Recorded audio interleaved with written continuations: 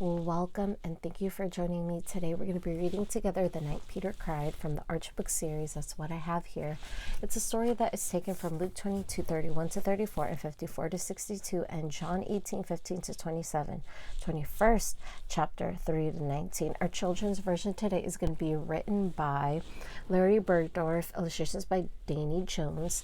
That's what we have.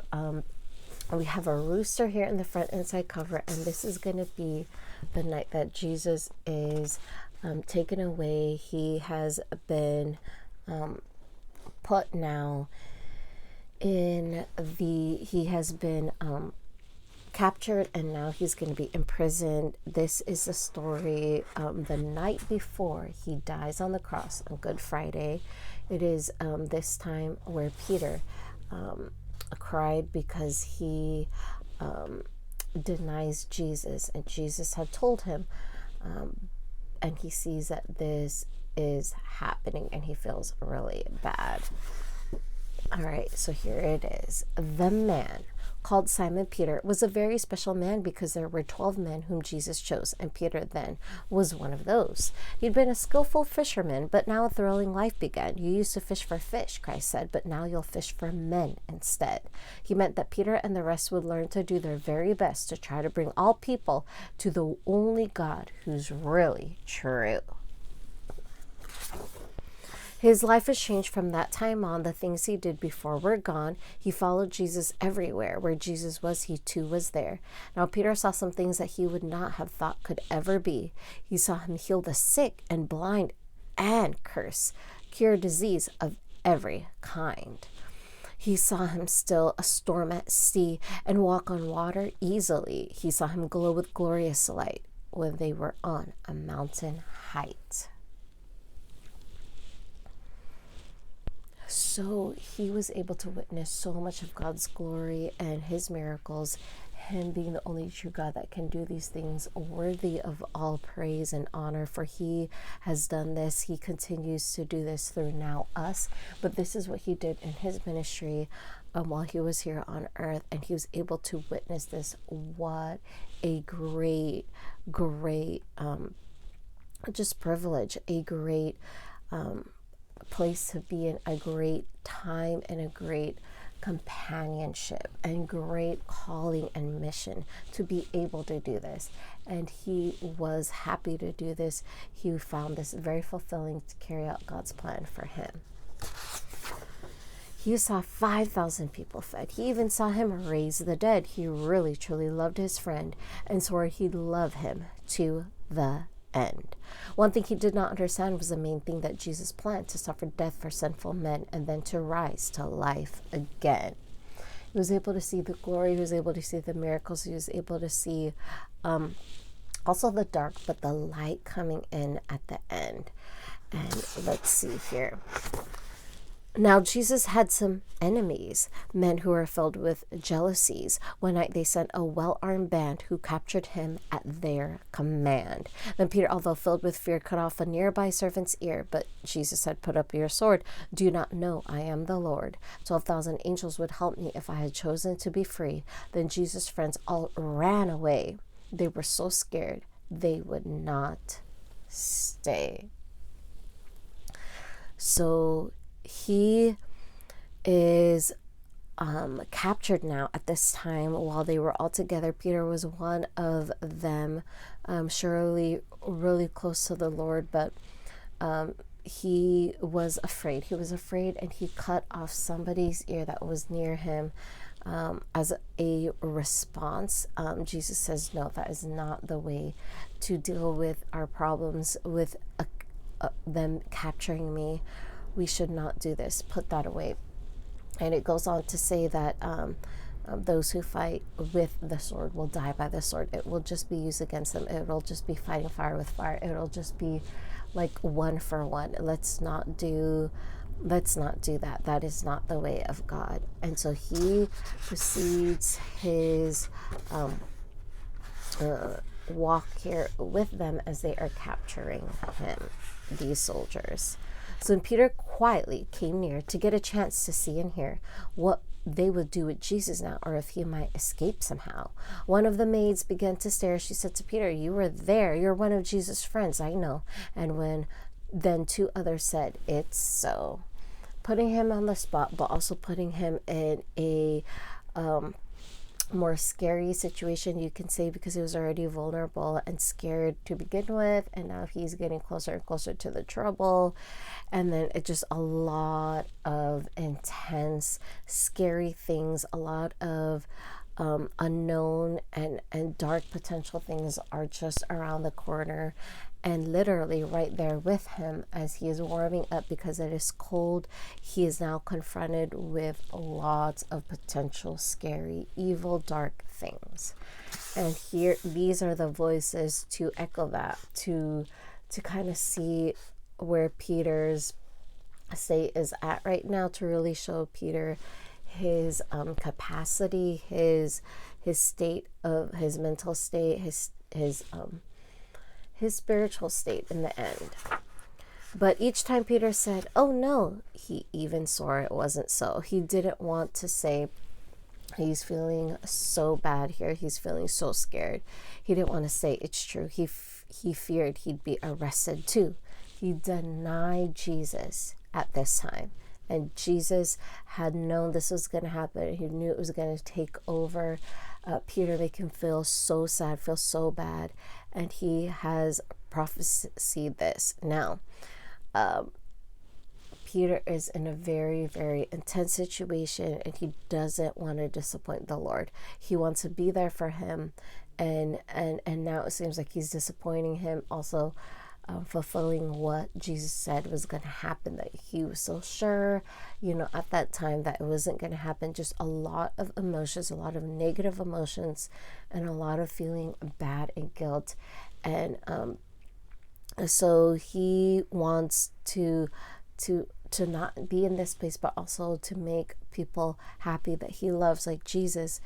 But it's unfortunately just getting worse, it seems like. And so he is experiencing this. And again, it's because he's feeling bad feeling bad at himself, and feeling bad he is not helping the Lord more than he could, and just feeling that guilt and that shame. But each time Peter said, "Oh no." And so it says here, just then Jesus was led close by, and sadness showed in Jesus' eye. The reason wasn't his arrest, but that poor Peter failed the test. Then Peter cried and cried and cried. He was so sorry.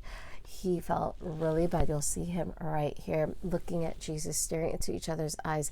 Jesus is sad because he failed the test. Jesus is sad for him. Kind of processing the emotions here, being here with Peter still, but it's just a sad time. He was so sorry he had lied. He'd promised he'd stay to the end, but then betrayed his dearest friends, the one he loves so much. And so he really wants to make up for it, but again, his emotions are taking over him. Have you ever told a great big lie, then felt so bad you had to cry? Jesus forgave his friend, it's true. And Jesus has forgiven you. Wow, what a powerful, just redemption time here, all because of the Lord forgiving Peter, feeling that forgiveness, accepting that he is forgiven here. He knows that he can let it go. And it's because Jesus can forgive, and he has forgiven him, and he knows that, he feels that, he believes, he walks in it. And now he is in a place that is happier. He is being an example here of redemption, of forgiveness. God can do it.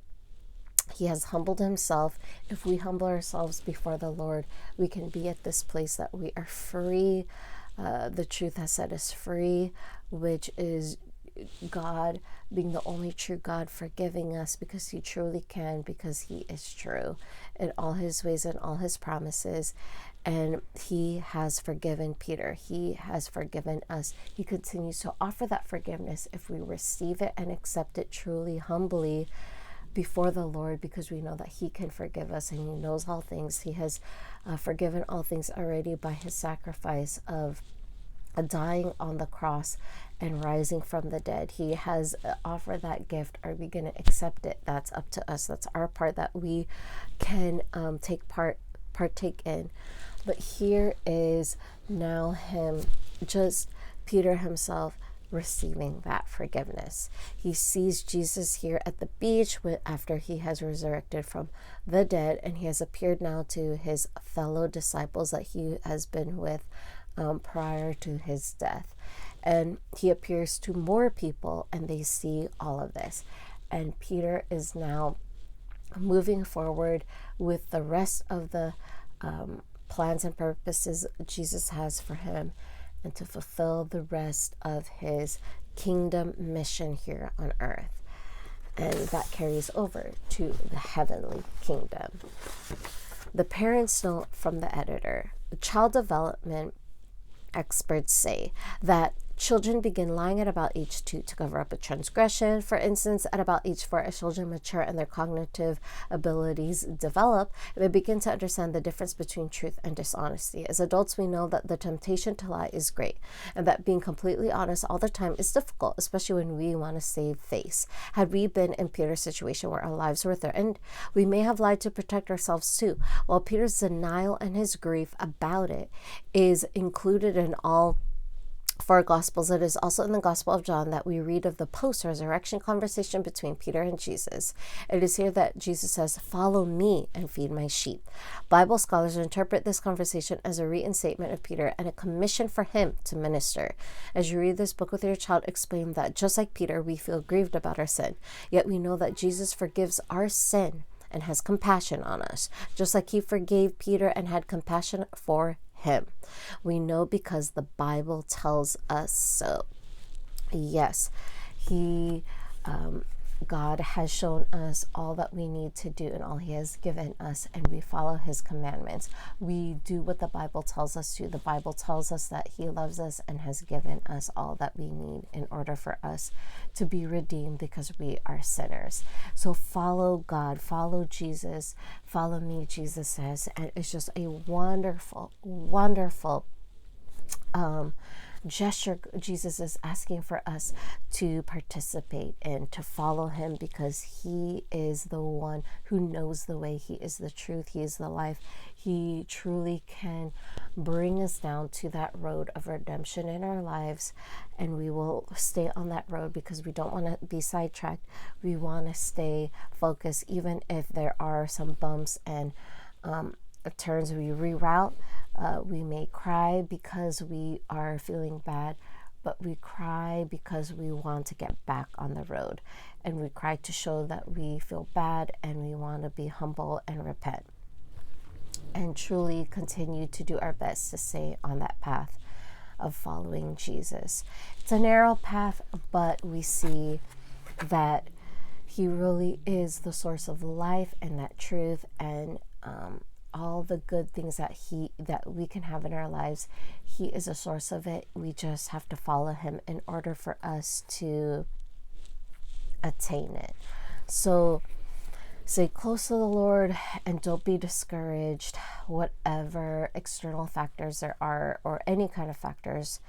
To stay close to him, that is key, whether or not we are staying on the path.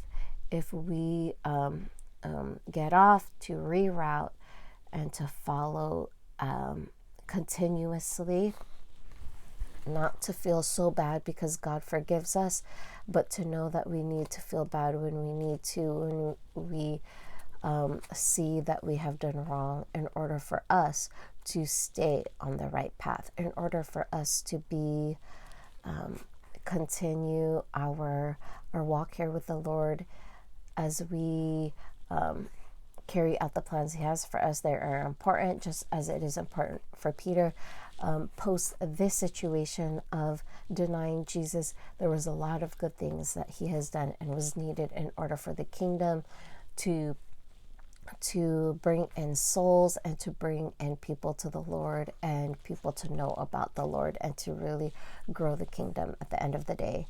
Let us remember this story of Peter to see that at the end there is redemption. Jesus forgives, and he could forgive us and let us spread this good news of forgiveness and salvation by Jesus Christ that God gives us to everybody. We all just need to receive that free gift and see it for what it is, because Jesus has paid the price for all of us. He paid it all.